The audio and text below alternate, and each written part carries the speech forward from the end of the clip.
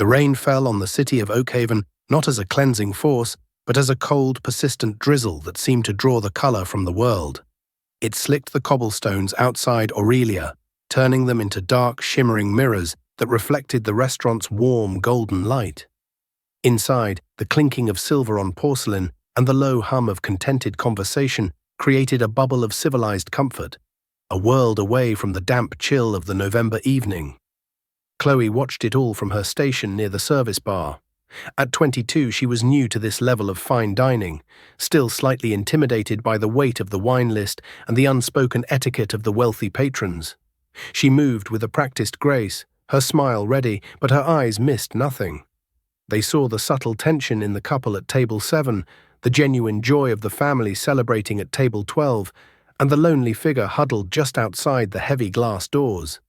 It was a little girl, no older than 8 or 9, with a thin frame swallowed by a ragged, oversized coat. Her hair was a tangled mat, darkened by the rain, and her face was smudged with a grime that spoke of days, not hours, on the street. In her arms, she clutched a one-eyed teddy bear with the fierce devotion of a soldier guarding his last standard.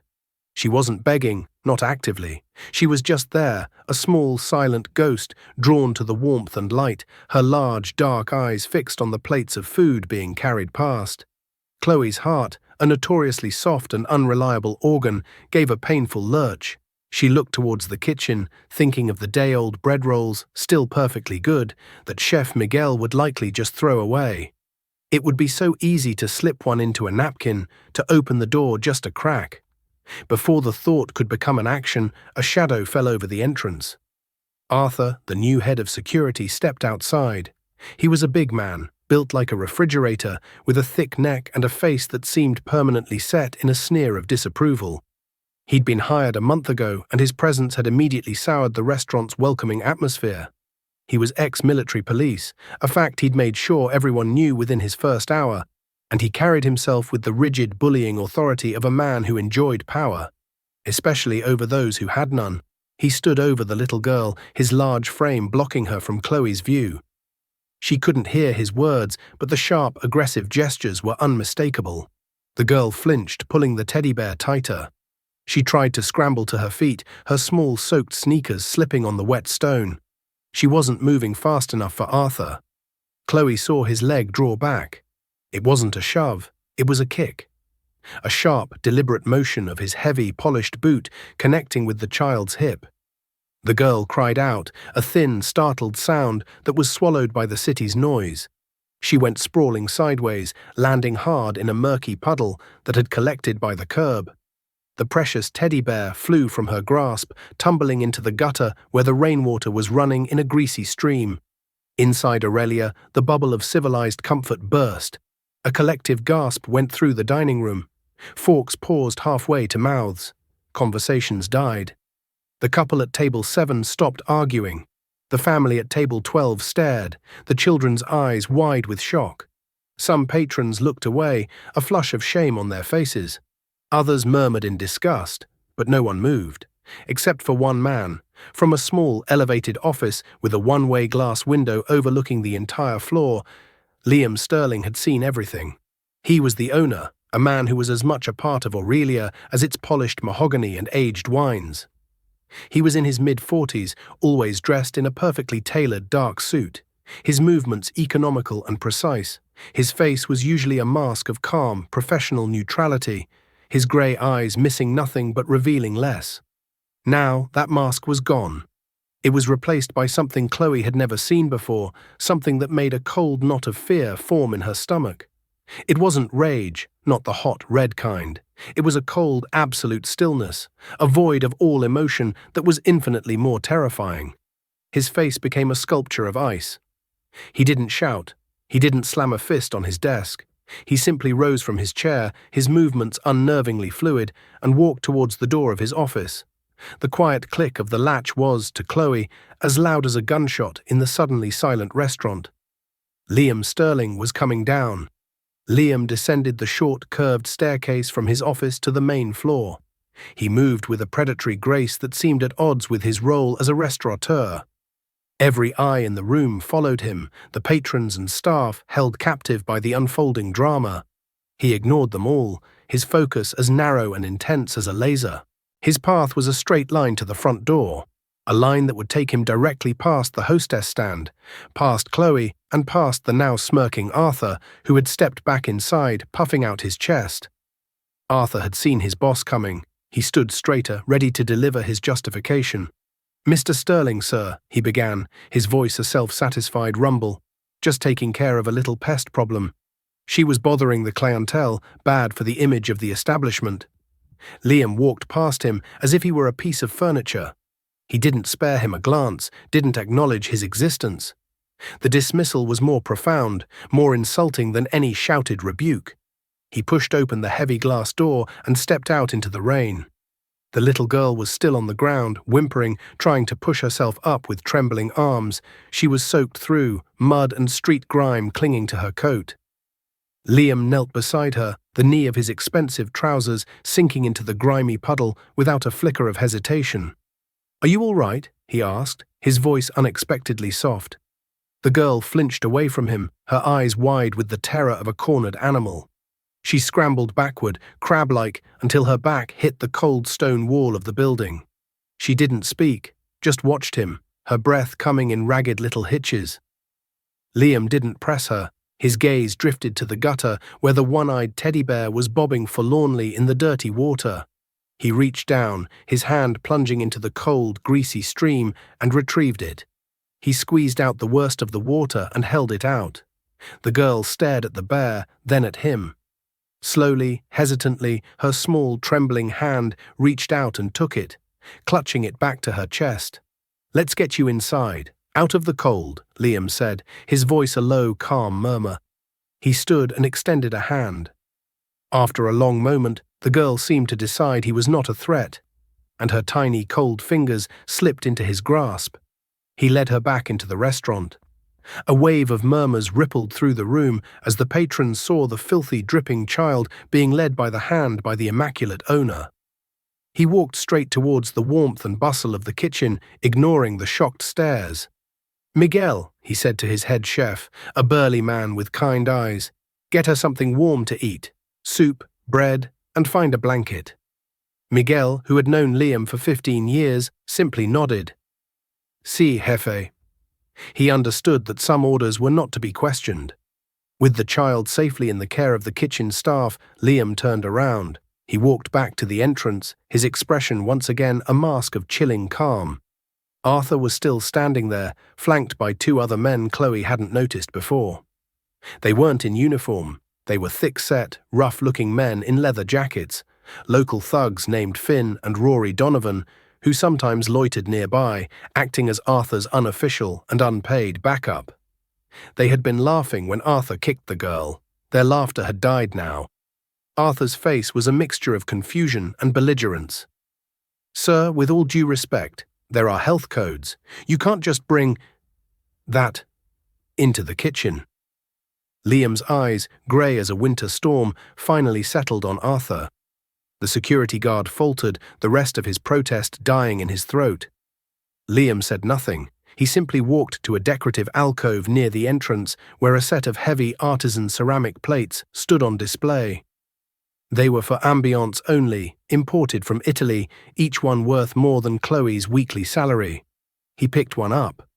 It was a beautiful thing, deep blue with a hand-painted gold leaf pattern. He held it for a moment, his knuckles white. Then, in one smooth, shockingly violent motion, he smashed it down onto the marble floor. The sound was like a thunderclap. The plate exploded into 100 pieces, the sharp crack echoing through the cavernous dining room. Women gasped. A man at a nearby table actually ducked. Shards of blue and gold ceramic skittered across the polished floor. Before the last echo had faded, Liam bent down and selected a piece. It was a long, curved shard, like a primitive knife, its broken edge glittering with razor-sharp points. He straightened up and advanced on Arthur. The big guard took an involuntary step back, his bravado evaporating into raw fear. The Donovan brothers tensed, but they didn't move. They seemed to recognize they were witnessing something far outside their league. Liam's left hand shot out and grabbed the front of Arthur's uniform, twisting the material and pulling the larger man forward until they were face to face. Arthur's breath hitched, his eyes wide and locked on the shard of ceramic in Liam's other hand. The entire restaurant held its breath. Chloe felt like her heart had stopped. Liam brought the shard up to Arthur's cheek. He didn't slash. He pressed, a slow, deliberate application of pressure. A single perfect drop of red blood welled up where the point touched the skin. Then Liam leaned in, his lips close to Arthur's ear, and he whispered. The words were too low for anyone else to hear, a venomous, secret hiss. But Chloe saw the effect they had. All the color drained from Arthur's face. His eyes widened in sheer terror, a primal understanding dawning in them. It wasn't just a threat he'd heard, it was a verdict. Liam released him, shoving him back a step. Arthur stumbled, his hand flying to his cheek, his fingers coming away wet with his own blood. Liam then turned his cold, grey gaze on the Donovan brothers. He didn't need to grab them. They stood frozen, like statues. He walked to Finn, the older one, and with the same chilling precision pressed the bloody tip of the shard to his cheek, leaving an identical mark. He did the same to Rory, a small, deliberate cut. A brand. He didn't waste a single word on them. He didn't have to. The message had been delivered in blood. He dropped the ceramic shard. It clattered on the marble floor, the sound unnaturally loud in the dead silence. "Get out," Liam said. His voice was not loud, but it carried the weight of absolute command. "All three of you, get out of my restaurant, and never let me see your faces in this city again." They fled. They didn't walk. They didn't run. They practically scrambled over each other to get out the door and disappear into the rainy night, leaving behind only the shattered remains of a beautiful plate and a silence thick with fear and awe. The spell that had held the restaurant broke, but the silence was replaced by a frantic, nervous energy. Patrons whispered behind their hands, their gazes darting between the door the guards had fled through, the glittering shards on the floor, and the impossibly calm man standing at the center of it all. The evening's entertainment had taken a dark and unexpected turn. Liam Sterling seemed oblivious to the tension he had created. He turned to his maître d', a seasoned professional named Julian, who was looking pale. "Julian," Liam said, his voice returning to its normal, even tone. "Have someone clean this up, and please inform all our guests that their next round of drinks is on the house." A small apology for the unfortunate disturbance. The word disturbance was so laughably inadequate that Chloe almost choked. It was like calling a hurricane a light breeze. Julian, ever the professional, simply nodded numbly. "Of course, Mr. Sterling, right away."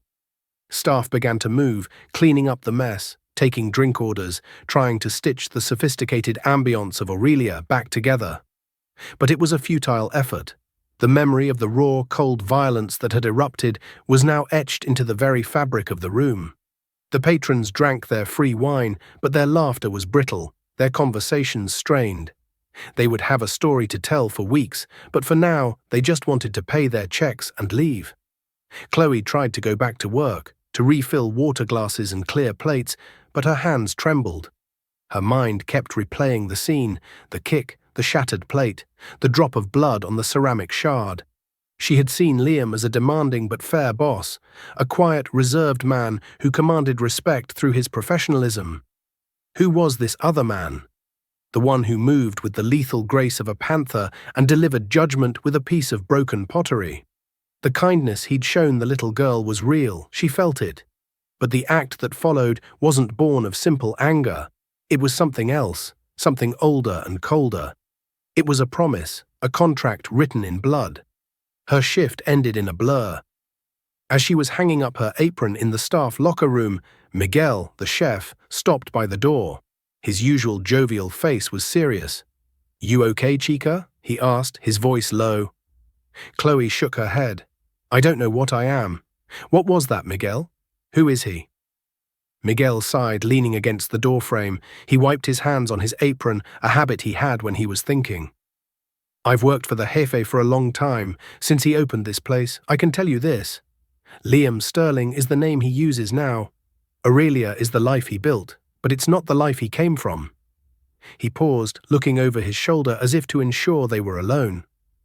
"He's not just a restaurant owner, Chloe. You don't learn to move like that, to have eyes like that, by choosing wine pairings. He used to be someone else, someone important and someone dangerous. This place, Miguel gestured vaguely at the restaurant around them. It's his peace, his sanctuary. And that guard, he didn't just kick a child, he kicked down the door to a room Liam keeps locked for a reason. And God help him for what he let out. Miguel's words did little to soothe Chloe's fear. They only deepened the mystery, painting a picture of a man with a past so dark he had to build a fortress of crystal and linen to keep it at bay. Meanwhile, in his office, Liam was no longer the calm restaurateur.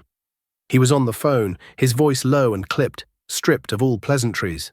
He was speaking to someone who was clearly not a wine supplier. "I have a package," he said, his eyes on the small girl who was now wrapped in a thick wool blanket, asleep on the leather sofa in his office. She was clutching the half-dried teddy bear, her face, finally peaceful in sleep, still smudged with dirt.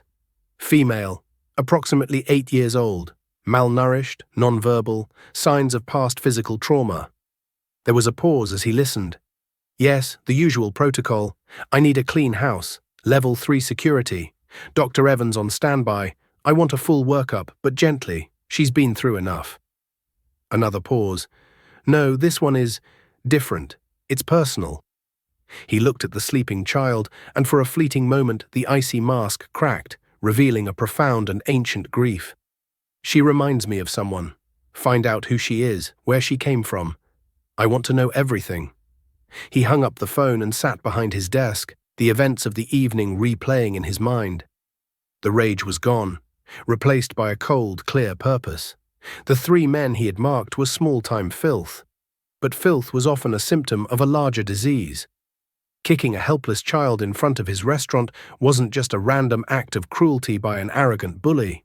It was a statement. It was a sign that the rot he had tried to leave behind was seeping into the cracks of his new life. He had built Aurelia as a monument to a memory, a place of beauty and order to counteract the chaos he had once known. He had retired, buried the man he used to be, but tonight that man had been resurrected. Silas was his name then, and Silas had a very particular set of skills.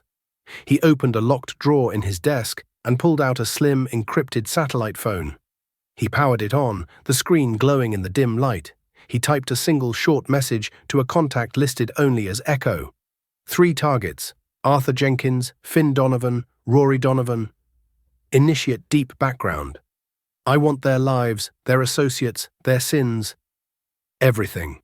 He sent the message. The response came back in less than 10 seconds. Acknowledged. Welcome back, Silas. Liam Sterling closed his eyes. The piece was over. The hunt had begun. The next 24 hours passed in a haze of surreal normalcy at Aurelia. The broken plate had been replaced, the marble floor polished to a high sheen, erasing any physical evidence of the previous night's violence.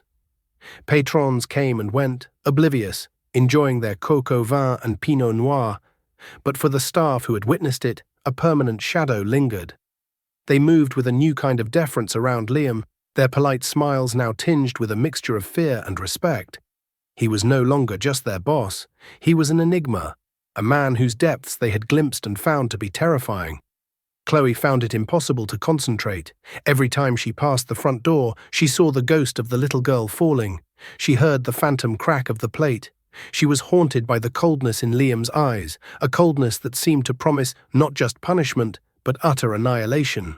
The little girl, whose name they had learned was Lily, was gone. A quiet, professional-looking woman had arrived in the early hours of the morning and taken her, bundled in blankets, to a place Liam only referred to as somewhere safe. Liam himself was a study in controlled energy. He was present in the restaurant, overseeing the lunch service, tasting a new sauce with Miguel, adjusting a flower arrangement. But his mind was clearly elsewhere. He would stand for long moments by his office window, staring down at the street, his jaw tight. Chloe would see him discreetly check his phone, his eyes scanning whatever message was there with an unnerving intensity. The first report from Echo arrived that afternoon. It was a comprehensive digital dissection of Arthur Jenkins.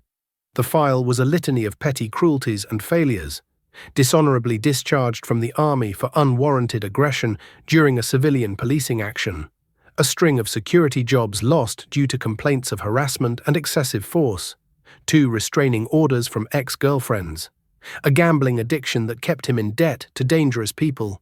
He was a coward who preyed on those weaker than himself, a bully in constant search of a uniform to grant him legitimacy.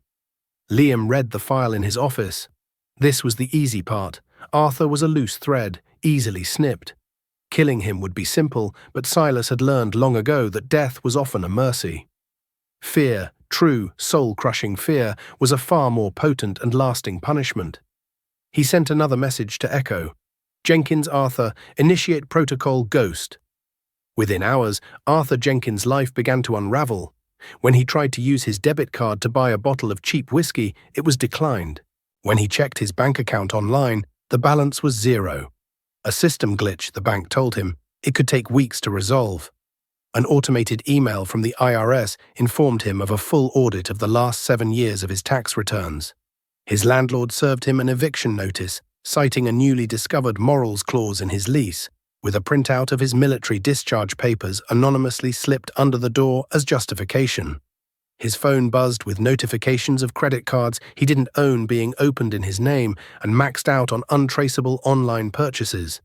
His digital footprint was being systematically turned into a nightmare. The final touch was not digital.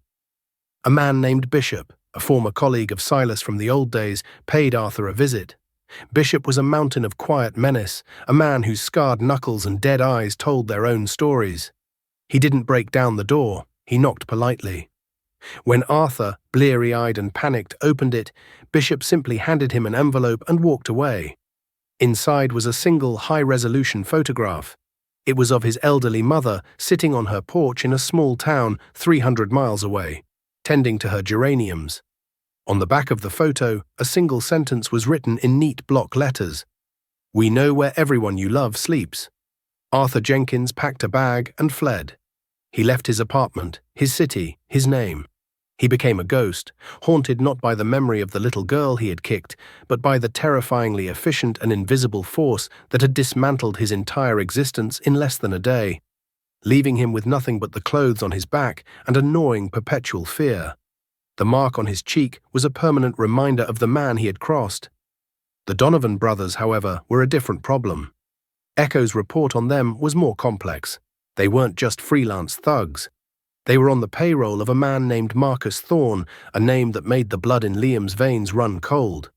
Thorne was a cancer in Oakhaven's underbelly, a man who had built a small empire on the ugliest of human trades: extortion, drugs, and, most vile of all, human trafficking.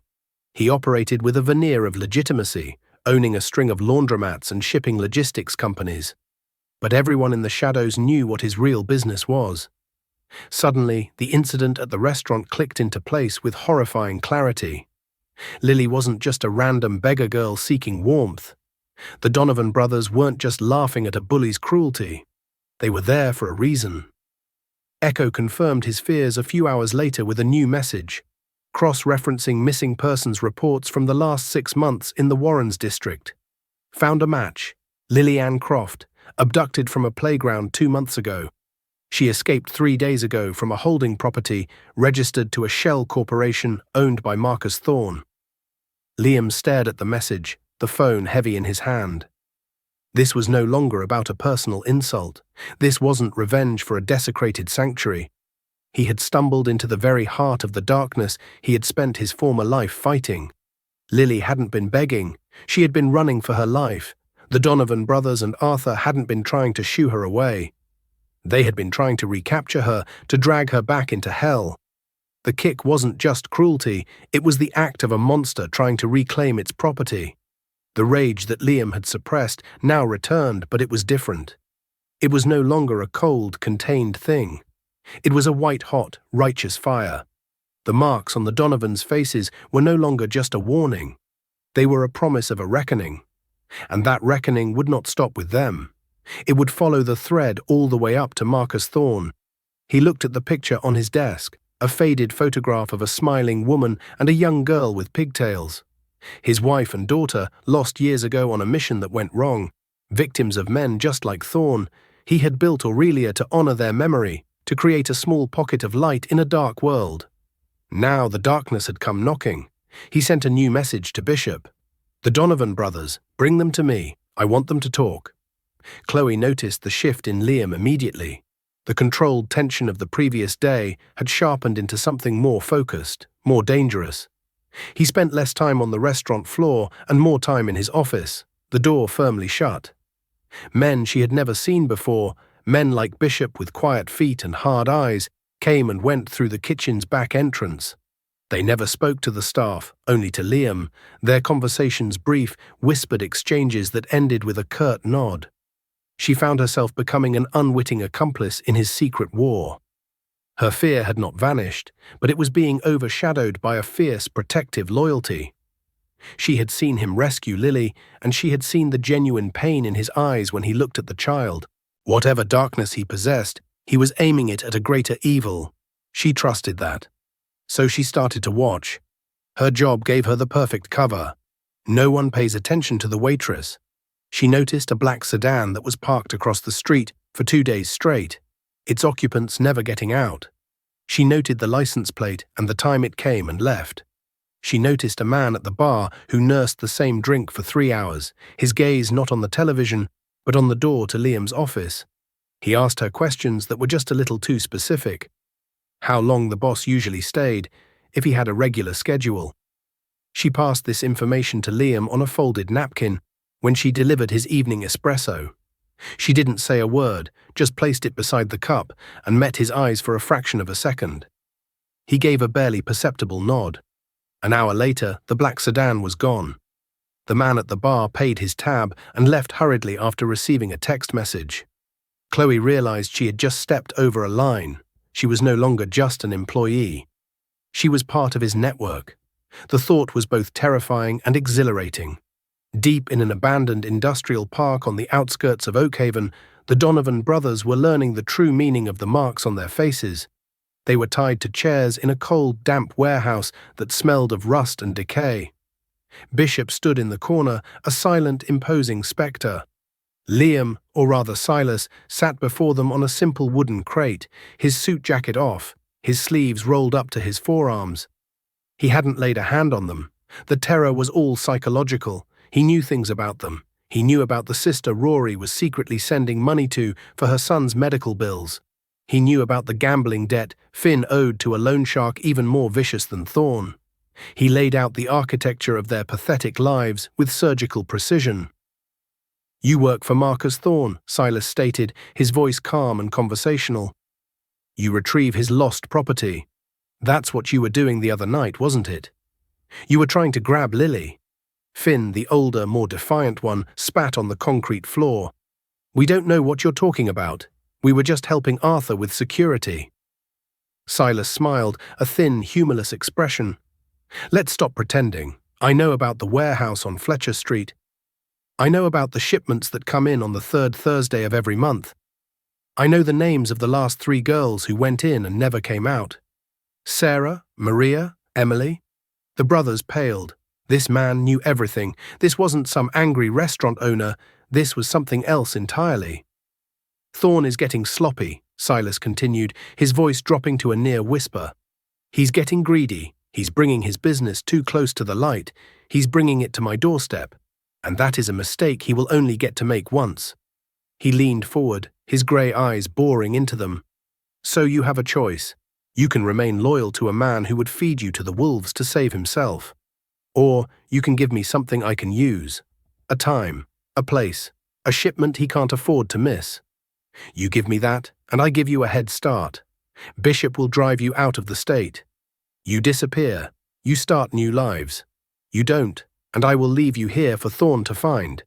And he will want to know how I learned the names of those girls." He let the threat hang in the air.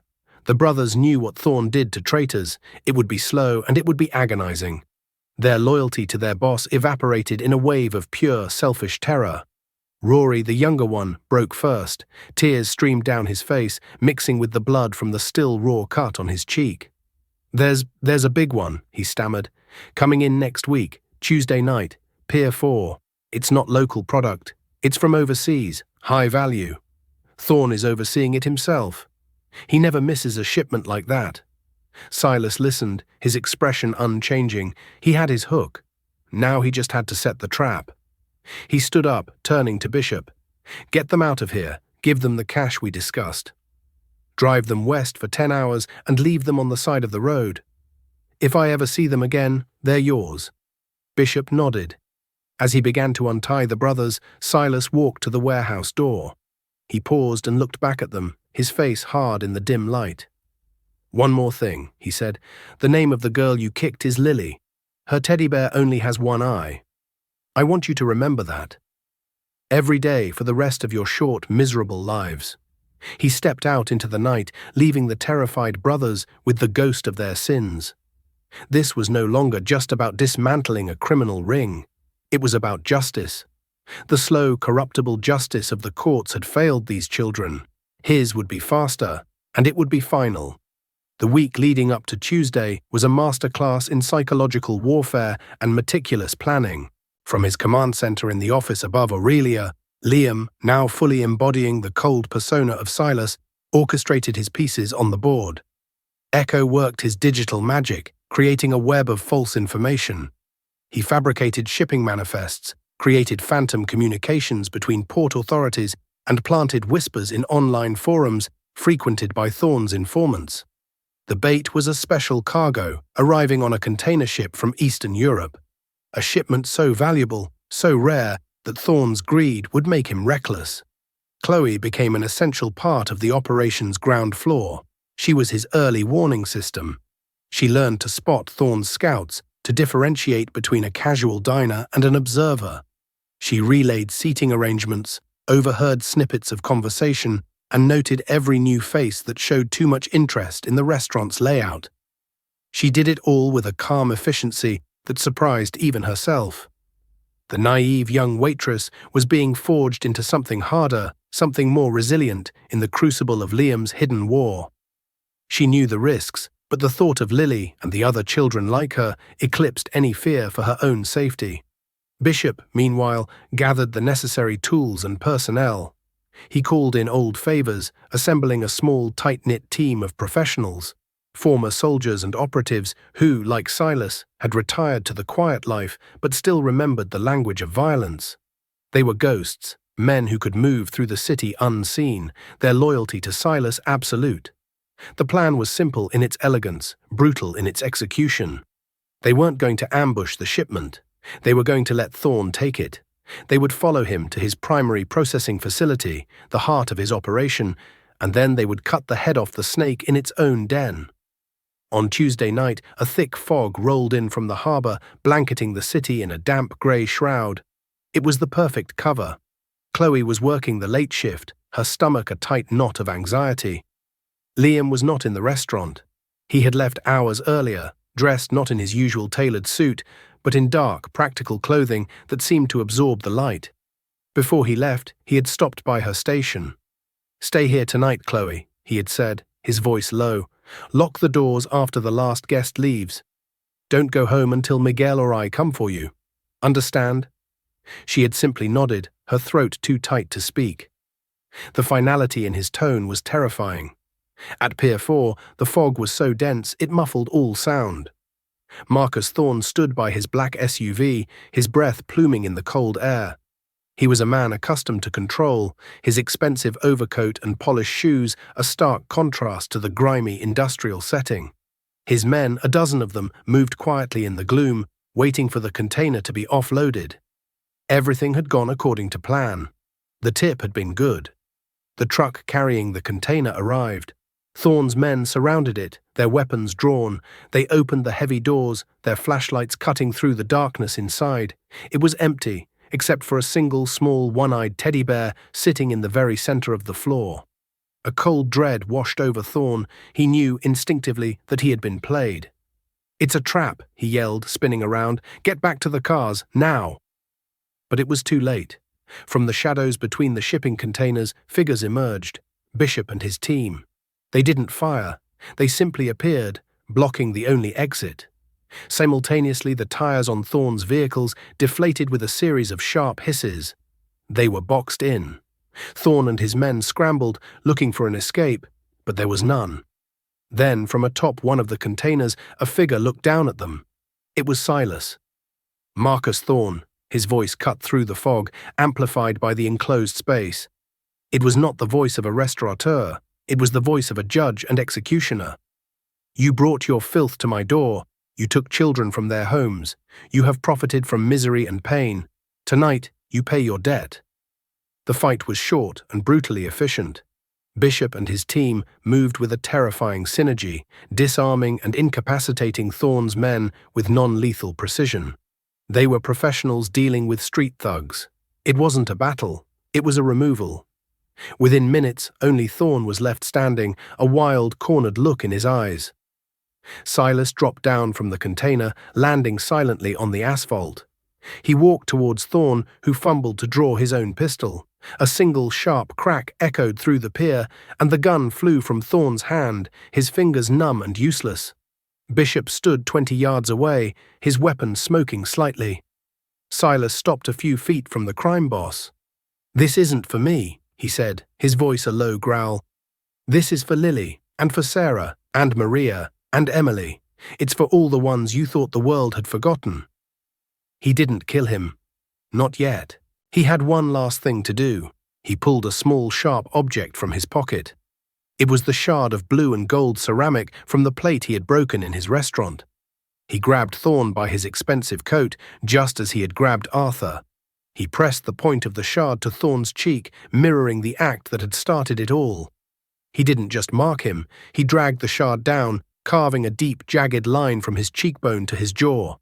Thorne screamed, a raw, guttural sound of pain and terror.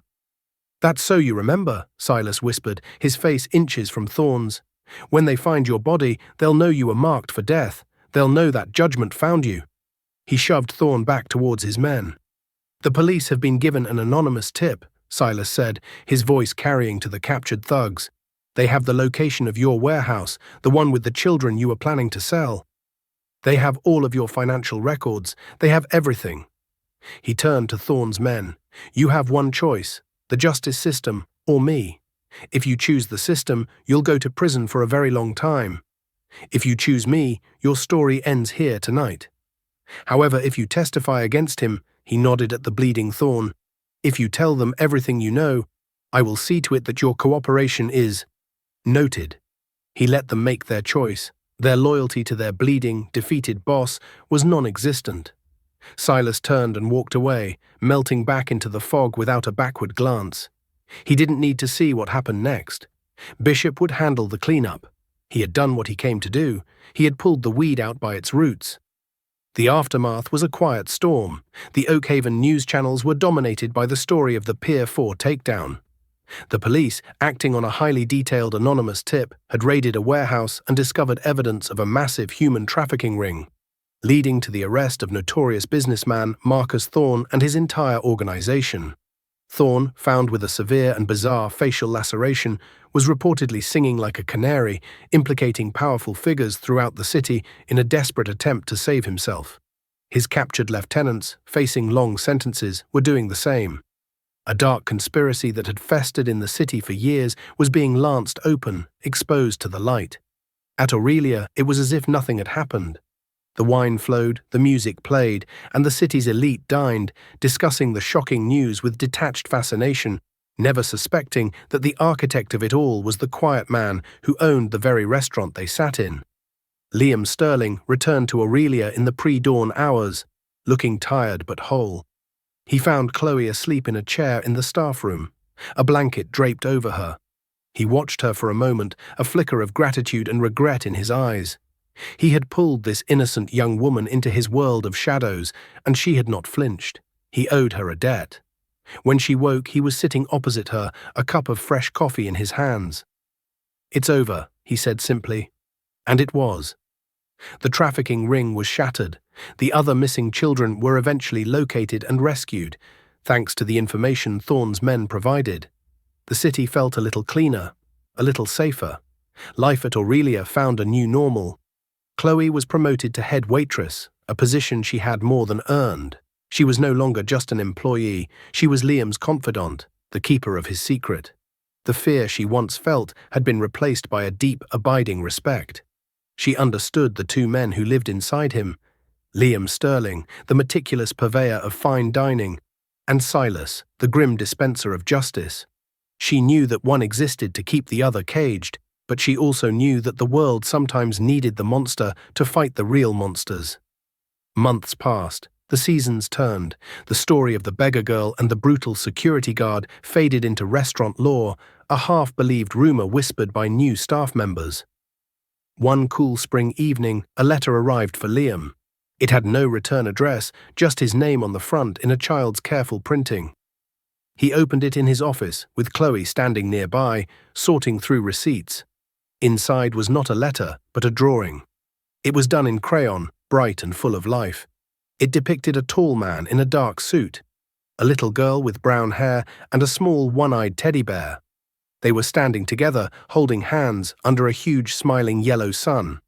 At the bottom, a single word was written: "Thank you." Liam stared at the drawing for a long time, his finger tracing the crayon outline of the little girl. The icy mask he so often wore seemed to melt away, the hard lines around his eyes softening. For the first time since Chloe had known him, a genuine, unburdened smile touched his lips. It was a smile of profound relief, of a heavy weight finally lifted. The protector had found something to protect again, and in saving the little girl named Lily, the man named Silas had perhaps finally found a way to save himself. The sanctuary he had built was no longer just a monument to a painful past, but a fortress from which he could guard the future. And in the quiet golden light of Aurelia, there was, at last, a measure of peace.